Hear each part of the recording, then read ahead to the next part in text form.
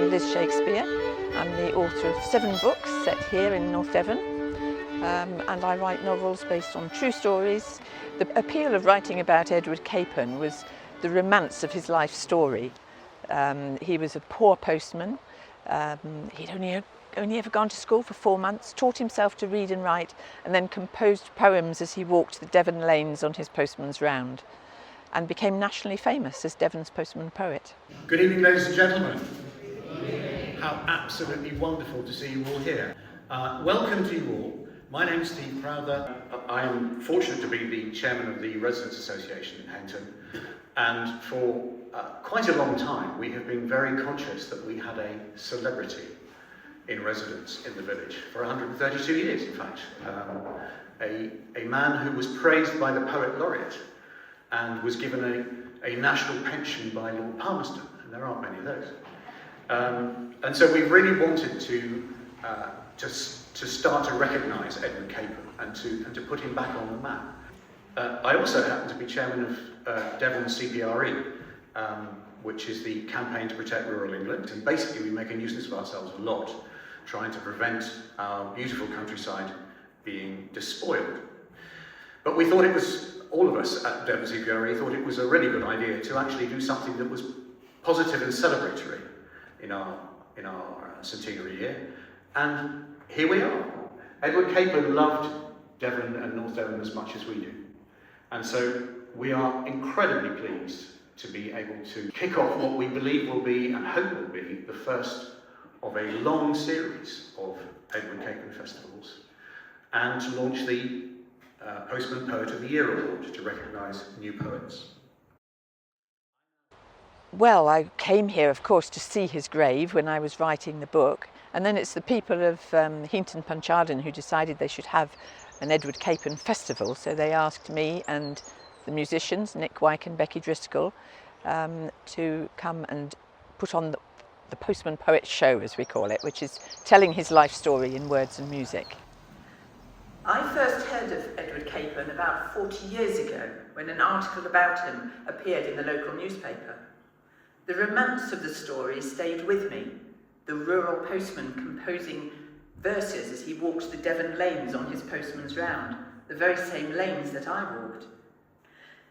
Edward Capern was born in Tiverton in 1819, the eldest son of a baker.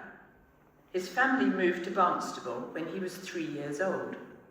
They were poor. Edward only ever went to school for 4 months. There was only one book in his childhood home.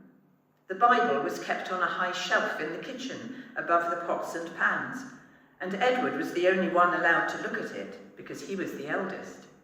Nevertheless, his poems do speak of a happy childhood, and it would have been around about this time that he began to absorb rhymes and melodies.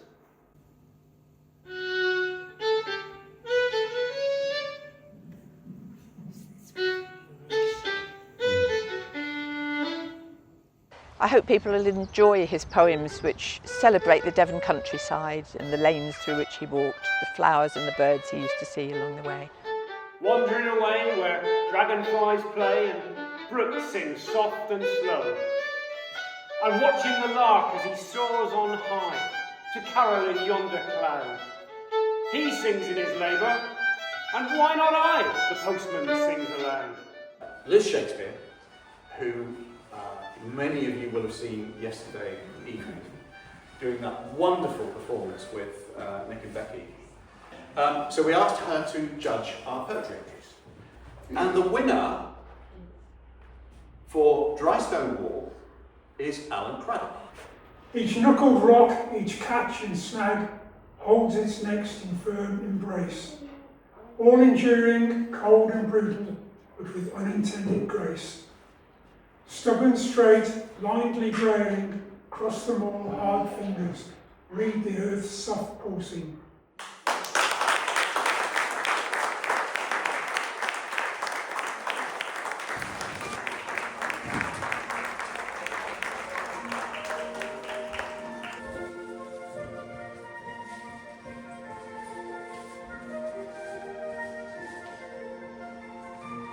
For the beauty of